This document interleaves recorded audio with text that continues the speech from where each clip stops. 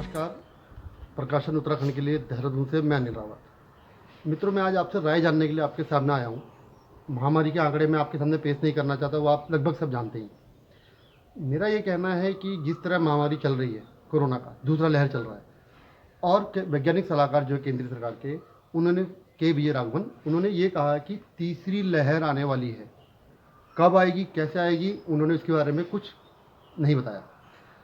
तीसरी लहर आने वाली है जब दूसरी लहर में स्थितियां बेकाबू हैं और तीसरी लहर आने की तैयारी है।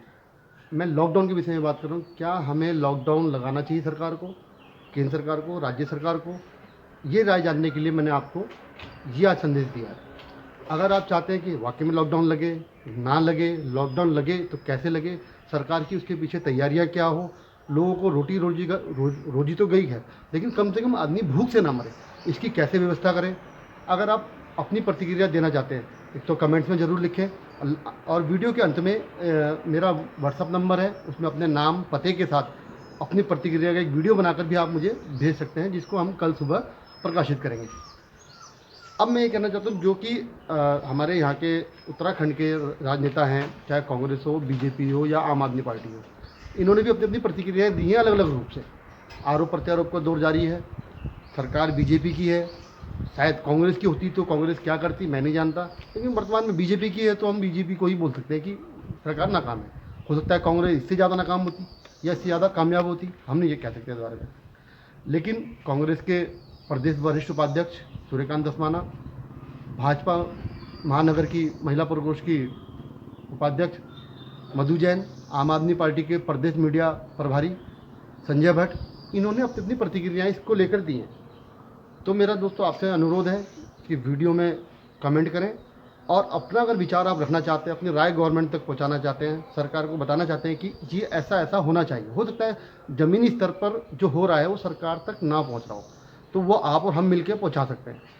लास्ट में मैं वीडियो में आप देखेंगे कि जो कांग्रेस के, आम आदमी पार्टी के या भाजपा के जो लोग हैं वो क्या कहना चाह रहे हैं, क्या उनकी प्रतिक्रिया है, वो अभी आप सुने।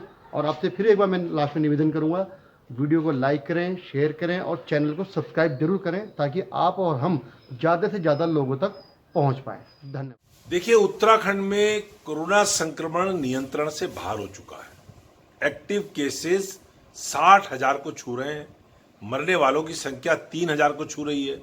टोटल संक्रमित जो पूरे प्रदेश के अंदर हैं वो 2 लाख से ज्यादा उसकी संख्या हो गई। ये दूसरी लहर बड़ी खतरनाक और मारक है। पिछले 15 दिनों का ही अगर आप आंकड़ा उठाएंगे तो मरने वालों की संख्या राष्ट्रीय औसत में पूरे देश में नंबर 1 पे पहुंच गई है। अभी हम दूसरी लहर से मुकाबला ठीक से कर नहीं पा रहे हैं, तीसरी लहर की बात शुरू हो गई है। मैं समझता हूं चाहे केंद्र की सरकार हो चाहे राज्य की सरकार हो, उसको बहुत सख्ती से लॉकडाउन पहले करके इस चेन को तोड़ना चाहिए, दूसरी लहर के असर को समाप्त करके उसको नियंत्रण करना चाहिए, और उसके बाद तत्काल तीसरी लहर से कैसे मुकाबला करें, किस तरह से हमारा जो इंफ्रास्ट्रक्चर है स्वास्थ्य का वो दुरुस्त हो, कैसे ज्यादा से ज्यादा oxygen beds, ICU, ventilators, hospitals, इनको हम खड़ा कर पाए, इसके लिए मैं समझता हूं राष्ट्रीय स्तर पे नीति बननी चाहिए, और उत्तराखंड राज्य को तो विशेष तौर पे इस पर काम करने की बहुत आवश्यकता है। सरकार जागे, सोई हुई सरकार, आत्मसमर्पण किया हुआ सिस्टम अगर जागेगा नहीं तो मैं समझता हूं दूसरी लहर तबाही मचा रही है। आने वाली तीसरी लहर जो है, जिस प्रकार से बताया जा रहा है, वो और ज्यादा खतरनाक होने वाली है। इस वैश्विक महामारी से शायद ही कोई बच पाए। सरकारों को चाहिए कि सरकार समय पर जगे और जग करके तैयार।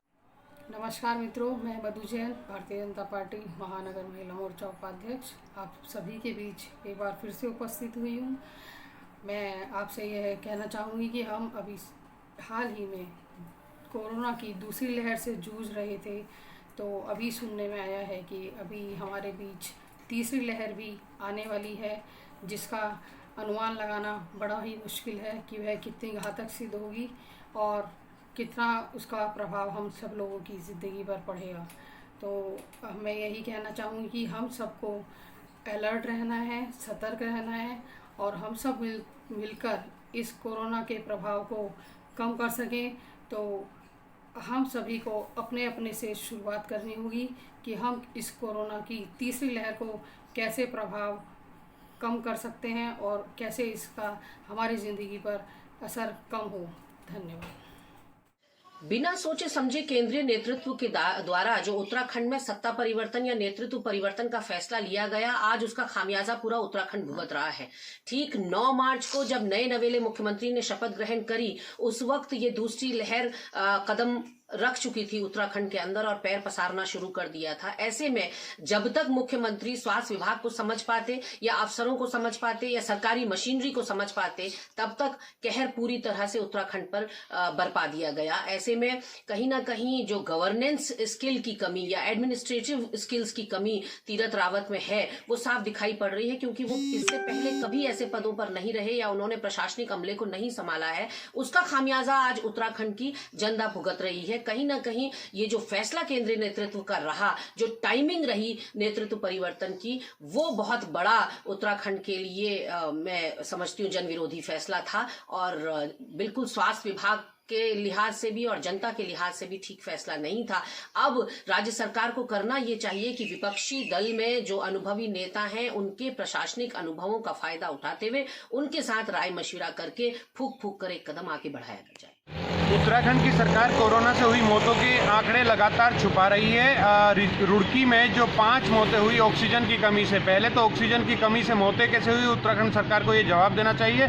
दूसरी बात, वो 4 तारीख को रात 1:30 बजे मौतें हुई, लेकिन 17 घंटे बाद जब 4 तारीख को शाम 6 बजे आंकड़े जारी किए गए, उन आंकड़ों में हरिद्वार में उन 5 मौतों को उत्तराखंड सरकार के स्वास्थ्य विभाग के हेल्थ बुलेटिन में नहीं दिखाया गया। यही नहीं, अगले दिन 5 तारीख को भी एक मौत हरिद्वार में दिखाई गई। उत्तराखंड की भारतीय जनता पार्टी सरकार मौत के आंकड़े लगातार छुपा रही है। और ये आप देखिए शमशान घाटों पे कितनी मौतें की लाइन लगी है, टोकन मिल रहे हैं शव दाह करने के लिए। उत्तराखंड सरकार जनता को गुमराह करने के लिए, अपनी साख बचाने के लिए, क्योंकि राष्ट्रीय स्तर पर औसत मौत का बहुत कम यानी 1.10 है और उत्तराखंड में लगभग 1.5 का औसत है मृत्यु दर का कोरोना से जो मौत हो रही है। वो तब जब ये छुपा रहे हैं, अगर पूरा दिखाएं तो यहाँ बहुत ज़्यादा हालत गंभीर है उत्तराखंड में।